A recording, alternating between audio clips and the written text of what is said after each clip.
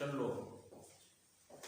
आज हम एम्पियर इस तरीके से गॉस थ्योरम पढ़ी थी हमने इलेक्ट्रोस्टैटिक्स में, उसी तरीके से ampere circuital law magnetic field में पढ़ेंगे।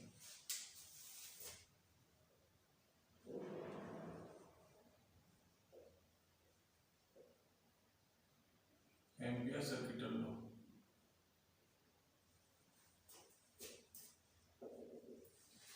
इसके ampere circuital law close path के लिए होता है। किसके लिए? Close path. जैसे गॉस थ्योरम किसके लिए थी? क्लोज सरफेस के लिए थी, बट ये क्लोज पाथ के लिए होता है ampere circuital law. Gauss law electric field find करने के लिए थी, ये मैग्नेटिक फील्ड फाइंड करने के लिए। क्लोज पाथ हमने कोई एज्यूम कर लिया, इसके अंदर इनफाइनाइट लेंथ की ये वायर है, इसमें जैसे I1 करंट, इसमें I2 करंट, इसमें सपोज करते हैं अपोजिट डायरेक्शन में I3 करंट, इसमें I4 करंट। इस तरीके से बहुत सारे कंडक्टर हो सकते हैं, इनमें करंट की वैल्यू कुछ भी हो सकती है, डायरेक्शन सेम भी हो सकती है, अपोजिट भी हो सकती है। अच्छा, तो इन सभी कंडक्टर्स की वजह से ये जो मैंने क्लोज पाथ एज्यूम किया है, इस क्लोज पाथ के किसी पॉइंट पर हम मैग्नेटिक फील्ड लिखेंगे तो सबका रिजल्टेंट होगा। तो जैसे मान लेते हैं यहाँ क्लोज पाथ के इस पॉइंट पर हम मैग्नेटिक फील्ड इन सब की वजह से रिजल्टेंट बी मान लेते हैं, बी। तो इस बी की डायरेक्शन कुछ भी हो सकती है, सपोज करते हैं ये डायरेक्शन है बी की, और यहाँ पर कोई एलिमेंट लेंथ मान लेते हैं डीएल, डीएल एलिमेंट है। तो डीएल और बी के बीच का जो एंगल है ये सपोज करते हैं थीटा है, थीटा। ये एलिमेंट लेंथ कितनी एज्यूम की हमने? डीएल। इस क्लोज पाथ के ऊपर तो इस बी और डीएल का जो डॉट प्रोडक्ट है वो कितना होगा? बी और डीएल का डॉट प्रोडक्ट होगा B vector dot DL vector, है ना? B vector dot DL vector. अब जिस तरीके से यहाँ पर डीएल मान के हमने बी डॉट डीएल किया है, वैसे सब जगह पे इसके पूरे क्लोज पाथ पर हमने डीएल डीएल एलिमेंट एज्यूम कर लिए पूरे क्लोज पाथ पर, है ना? और सभी बी और डीएल का जो डॉट प्रोडक्ट है उसका समेशन कर दिया पूरे क्लोज पाथ के लिए। तो एम्पियर ने बताया था ये समेशन होता है इस क्लोज पाथ के अंदर जो मीडियम है उस मीडियम की परमिटिविटी, मैग्नेटिक परमिटिविटी। लेकिन यहाँ पे हम जैसे मीडियम ना लेके चले तो वैक्यूम लेके चले तो वैक्यूम की परमिटिविटी, मैग्नेटिक परमिटिविटी सपोज करते हैं म्यू नॉट है। तो म्यू नॉट और इसके क्लोज पाथ के अंदर सभी करंट का एल्जेब्रिक समेशन। एल्जेब्रिक समेशन मतलब जैसे ऊपर वाली डायरेक्शन को प्लस मान लिया तो जिसकी डायरेक्शन करंट की डाउन है, डाउनवर्ड है, जैसे I3 की डाउनवर्ड है तो I3 को हम नेगेटिव लेंगे, या फिर डाउनवर्ड डायरेक्शन की करंट को पॉजिटिव ले लिया तो अपवर्ड डायरेक्शन को हम पॉजिटिव लेंगे। तो अपवर्ड डायरेक्शन जैसे इसमें तीन है, I1, I2 और I3, तो इनको पॉजिटिव ले लेते हैं तो I3 को नेगेटिव लेंगे। तो इनका एल्जेब्रिक समेशन, तो इस क्लोज पाथ के अंदर जितनी भी करंट दिखाई दे रही हैं उन सभी करंट्स का एल्जेब्रिक समेशन, और इसके अंदर मीडियम है तो मीडियम की परमिटिविटी और वैक्यूम है तो वैक्यूम की मैग्नेटिक परमिटिविटी का जो प्रोडक्ट है वो इसके इक्वल होता है। ये बात किसने बताई? एम्पियर ने बताई। इसी को हम एम्पियर लॉ कहते हैं। अच्छा, ये जो समेशन है इसको इंटीग्रेशन की फॉर्म में भी लिख सकते हैं, लेकिन ये जो इंटीग्रेशन है, ये जो समेशन है वो पूरे क्लोज पाथ के लिए, क्लोज पाथ के लिए इंटीग्रेशन को यहाँ पे एक सर्कल शो करके रिप्रेजेंट करते हैं। तो ये जो फॉर्मूला बताया वो एम्पियर ने बताया था। इस फॉर्मूले को हम क्या कहते हैं? एम्पियर सर्किटल लॉ कहते हैं। तो यहाँ पे जब बी डॉट डीएल को खोलेंगे तो B dl cos theta, theta किसके बीच का एंगल होगा? बी और डीएल के बीच का एंगल होगा, ठीक है?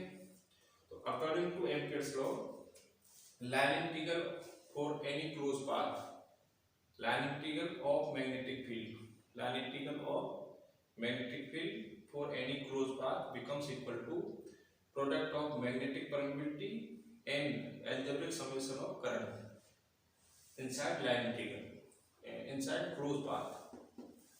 ठीक है बच्चों, ये एम्पियर सर्किटल लॉ इस फॉर्मूले को बोलते हैं, ये आपको ध्यान रखना है। ये फॉर्मूला आपको मैग्नेटिक फील्ड ड्राइव, जैसे डिफरेंट शेप की वजह से हम मैग्नेटिक फील्ड ड्राइव करेंगे, तो सबसे पहले हम ड्राइव करेंगे इनफाइनाइट लेंथ के स्टेट करंट कैरिंग वायर की वजह से, तो इसी लॉ की हेल्प से ड्राइव करेंगे।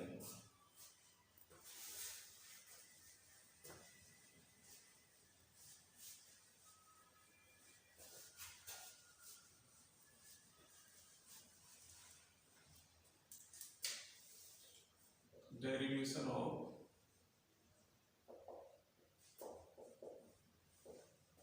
magnetic field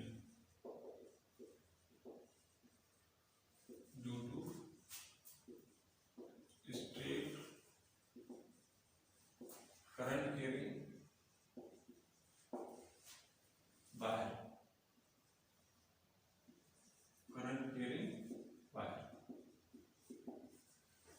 due to straight long current carrying wire, long का मतलब infinite नहीं, due to straight long current carrying wire।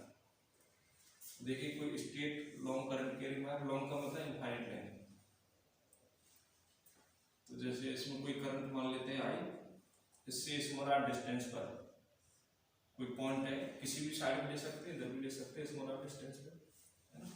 तो स्मॉल आर डिस्टेंस पर कोई पॉइंट पी मान लेते हैं यहाँ पर। इस पी पॉइंट पर हमें मैग्नेटिक फील्ड फाइंड करना है। तो अभी हमने देखा था ampere circuital law close path के लिए था, तो स्मॉल आर को रेडियस मानकर, ये जो डिस्टेंस है स्मॉल आर पी की, इस डिस्टेंस को रेडियस मानकर हम एक सर्कल एज्यूम करते हैं। तो सर्कल एक क्लोज पाथ होता है। इस सर्कल की जो सर्कमफ्रेंस है उसकी टोटल लेंथ होगी 2 पाई आर। उस 2 पाई आर को डीएल एलिमेंट में डिवाइड कर लेते हैं, डीएल एलिमेंट में डिवाइड कर लेते हैं सर, ठीक है।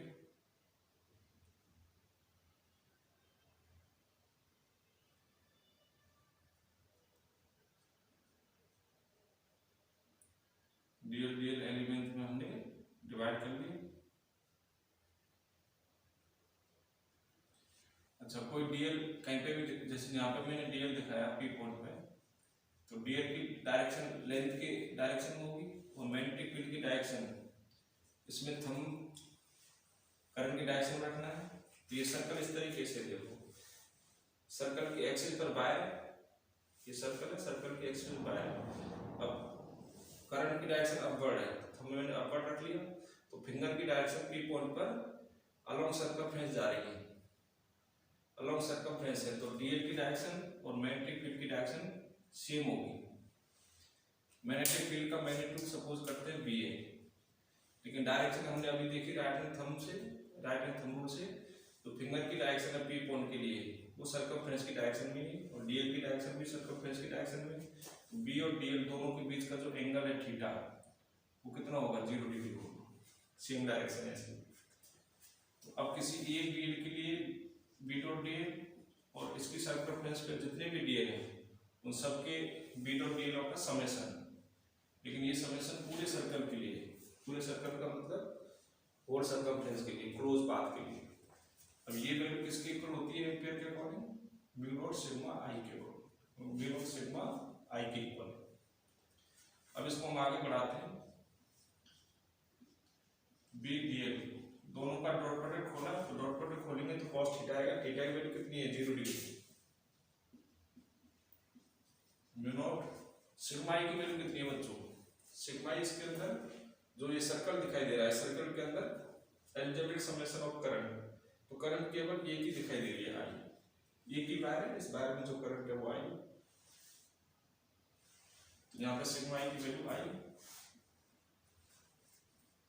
Integration b dl, cos 0 value 1 हो गई, cos 0 वैल्यू 1 होती है। अब बी जो है ना सभी डीएलों के लिए सेम होगा, क्योंकि जितने भी डीएल है इस वायर से इक्वल डिस्टेंस पे है, स्मॉल आर का स्मॉल आर डिस्टेंस पे है, तो सभी डीएल की डिस्टेंस इक्वल है वायर से, तो वायर की वजह से जो मैग्नेटिक फील्ड होगा सभी डीएल के लिए वो सेम होगा। तो सेम मैग्नीट्यूड होगा तो बी कांस्टेंट हो गया, इस कांस्टेंट को इंटीग्रेशन से बाहर ले लो, सेम का मतलब कांस्टेंट, तो कांस्टेंट को बी को हम बाहर ले लेंगे। अब ये इंटीग्रेशन डीएल, तो समेशन ऑफ डीएल पूरे सर्कल के लिए, क्लोज पाथ के लिए, तो क्लोज पाथ के लिए डीएल का समेशन पूरी सर्कमफ्रेंस हो जाएगी। तो सर्कमफ्रेंस की वैल्यू कितनी होगी, रेडियस स्मॉल आर इसलिए सर्कमफ्रेंस की टोटल वैल्यू हो जाएगी 2 पाई आर। तो ये इंटीग्रेशन डीएल क्लोज पाथ के लिए किसको रिप्रेजेंट करता है, सर्कमफ्रेंस को। सर्कमफ्रेंस की value 2 pi r is equal to mu nought i, तो b is equal to 2 pi r नीचे चला गया, mu nought i upon 2 pi r, ये बी का फॉर्मूला। अब बी डिस्टेंस के साथ कैसा रिलेशन है, इनवर्स रिलेशन है, तो बी यहाँ पे डायरेक्टली प्रोपोर्शनल तो आई के, और डिस्टेंस के लिए देखें तो इनवर्सली प्रोपोर्शनल आर के, ठीक है। अब बी में और आर में यदि कर्व ड्रॉ करें, बी के अंदर और आर के अंदर कर्व ड्रॉ करें तो ये रेक्टेंगुलर हाइपरबोला हो जाएगा, तो curve between B and R ये होता है। कोई दिक्कत हो तो व्हाट्सएप नंबर लिखा हुआ है, इससे पूछ लेना, और कोई भी क्वेश्चन हो आपके वो भी पूछ सकते हो।